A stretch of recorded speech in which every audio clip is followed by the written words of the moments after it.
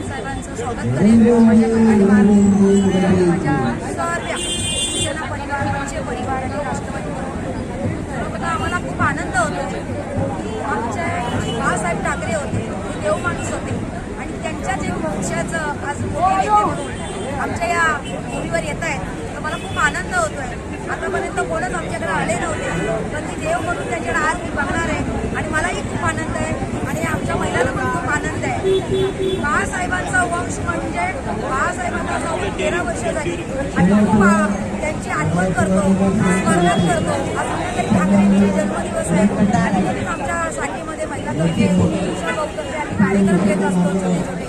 पण आज आनंदाचा दिवस असा वाटतोय की आज मीनाताई ठाकरेंचा जन्मदिवस आहे आणि त्यांच्याच घराण्यातला आमच्याकडे एक आमचे नेते म्हणून येत आहेत म्हणून मला खूप आनंद वाटतो आणि त्यांचं मी स्वागत करतो.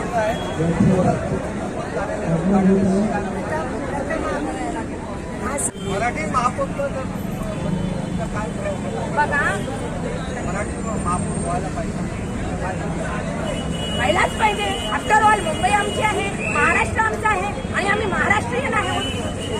म्हणजे महापौर आमचाच व्हायला हवा आणि त्यासाठी जनतेला समजायला हवं की आपण राहतोय कुठं. माझी जागा साधा एक वस्त्र जर आपलं कुठे राहिलं पडलं तर पहिला दिवसभर असं शोधत बसते, भानावर राहत नाही, माझी वस्तू हरवली, माझी वस्तू हरवली. मग एवढं सगळं आपलं हरवून बसायला लागलंय, मग काय अजून पण डोक्यात प्रकाश पडत नाही का? मग तर माझ्या बाबासाहेब तिची शिकवण दिली, जे समाजाला जागं केलं, त्याचा काय फायदा? कशाला दिले त्यांनी त्यांच्या जीवाची आहुती? कशाला केला त्यांनी त्यांचं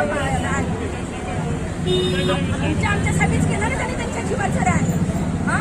आज अंगावर शेणाचे शिंतोडे घेऊन माझ्या सावित्रीने स्त्री शिक्षणाचं महत्व पटवून दिलं. काय नाही केलं त्यांनी, रमाबाईंनी काय नाही केलं. बाबासाहेबांनी रात्र अरे अभ्यासाला दिवा नव्हता म्हणजे कुठे कुठे बसले ते अभ्यास करायला. मग कुठे झोपलाय हा समाज? काय चाललं आहे? कुठं ठेवले आहे त्यांनी भारतीय संविधान?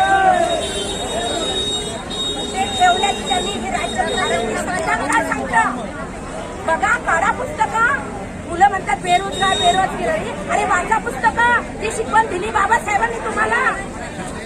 त्याची आणा अंमलात आणा. आम्ही नाही म्हणा झेंडे घेऊन बिरा आपली निशाणी